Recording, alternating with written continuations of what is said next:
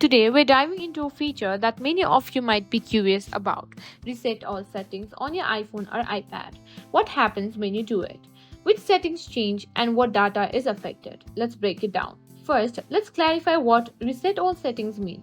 This option allows you to reset your device's settings back to their factory defaults without erasing your personal data. It's a great way to troubleshoot issues without losing important information. When you reset all settings, several system settings will be changed back to their defaults, including Wi-Fi settings, Bluetooth connections, wallpaper settings, display settings, notification settings, location services, privacy settings. Here's the good news.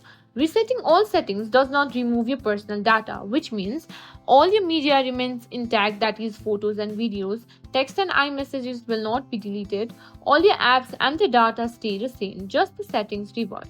Your music library and any documents are unaffected. After you perform a reset, here's what you'll need to do.